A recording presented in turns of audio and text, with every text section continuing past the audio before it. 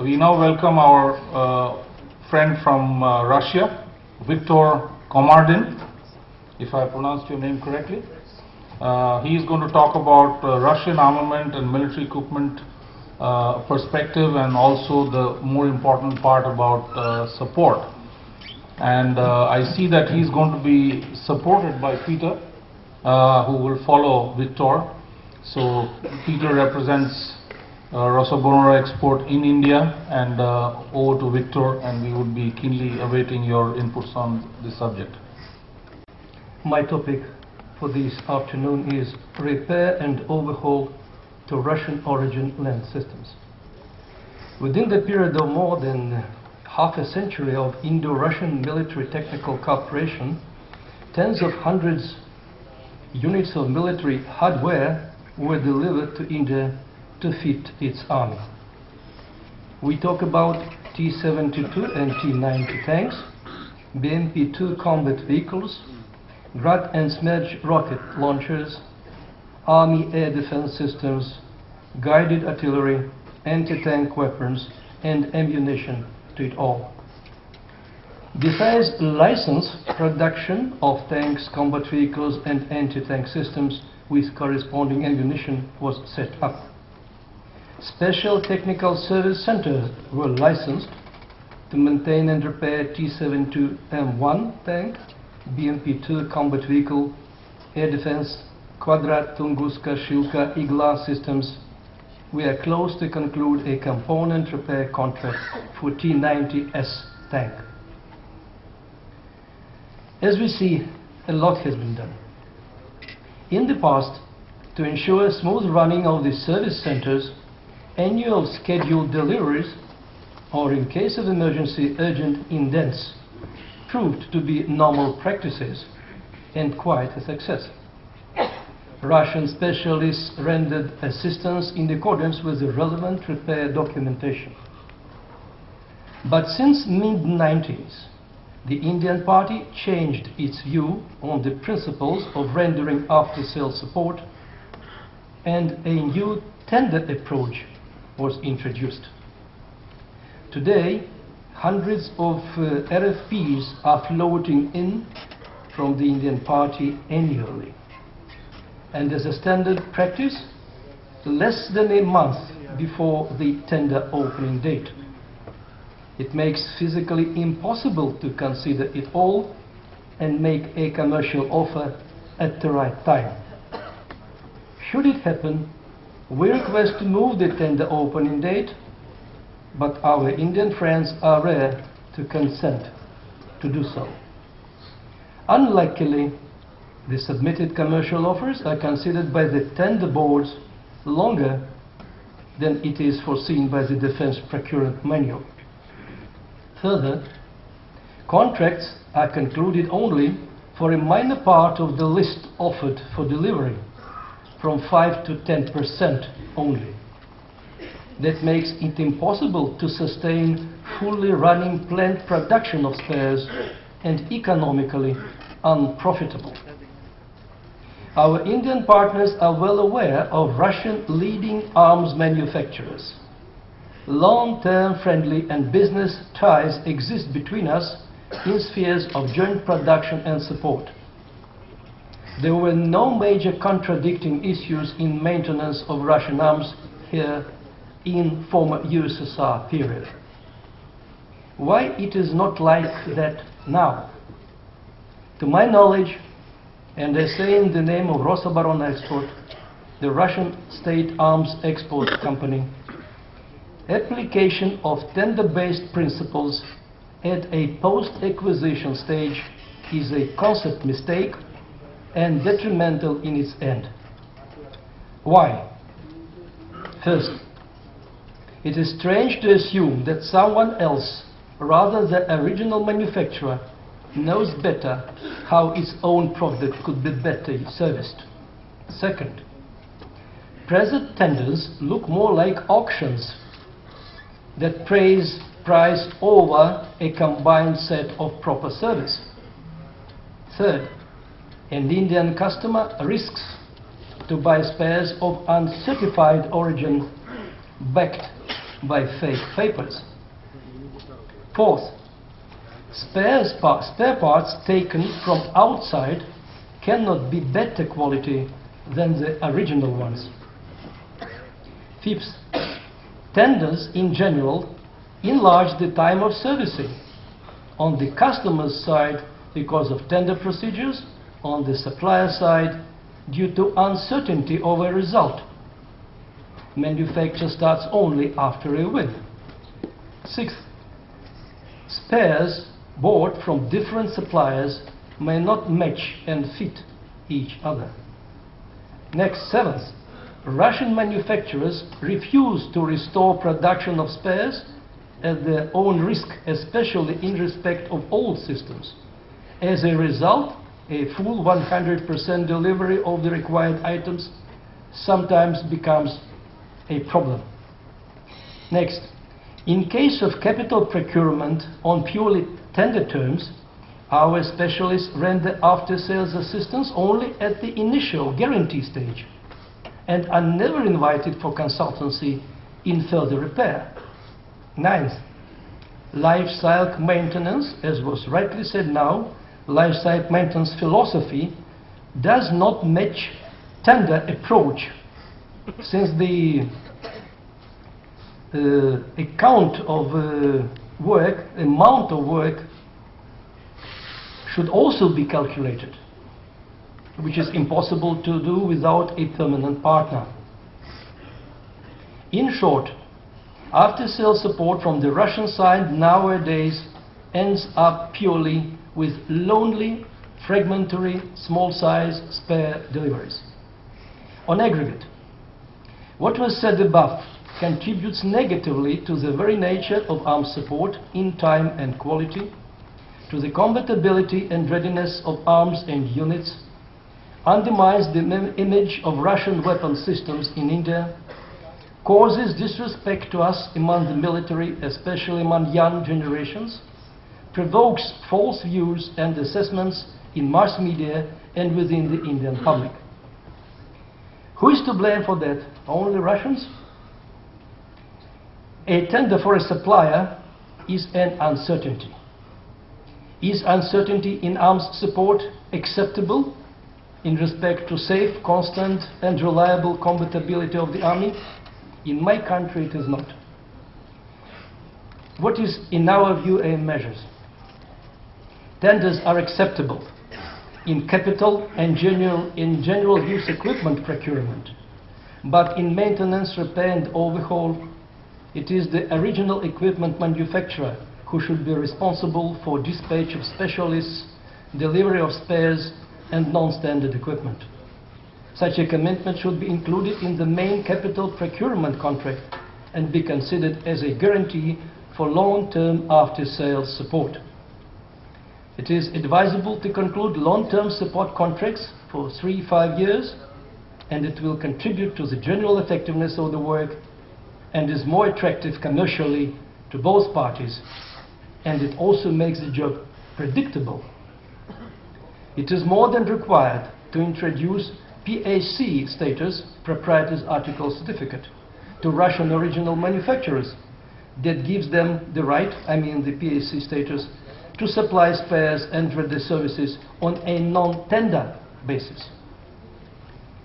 Let's continue practices of setting up joint ventures in public sector for production, maintenance and repair of arms.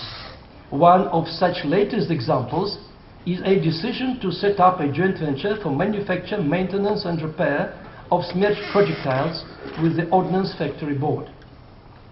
The decision of the Indian government to invite private companies in armament production and support, public-private partnership concept, gives new opportunities to improve after-sales service system.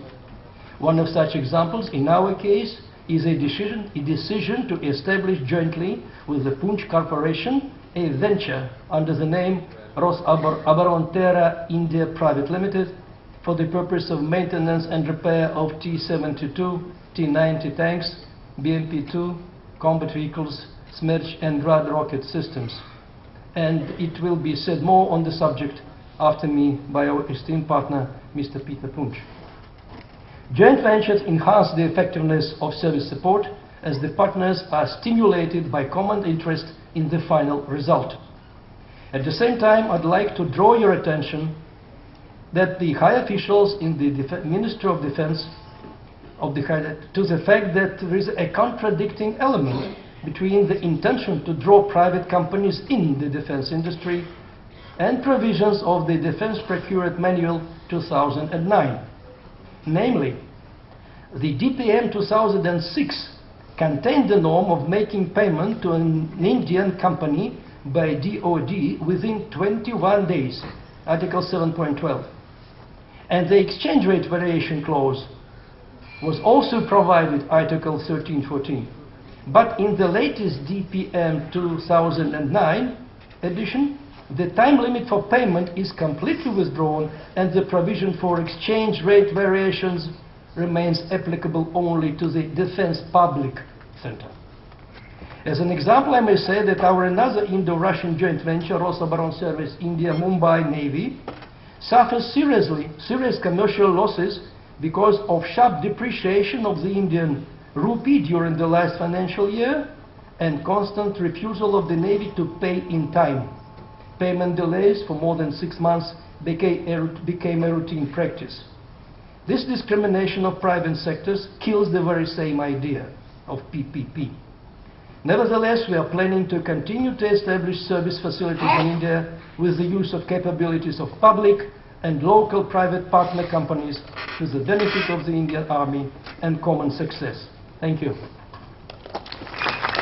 Thank you, Viktor, for your perspective, and perhaps Ministry of Defense. The audience here is largely serving people, and I would urge FICCI to take note of Viktor's comments and perhaps have another session with the Ministry of Defense officials on that topic of defense procurement manual and policy and all the other conditions that none of or most of the people in the room are really not responsible for. We really are looking forward to understanding the way forward and how we are going to go in the area of maintenance, repair and overhaul from a technological, best business practices and many other global ideas.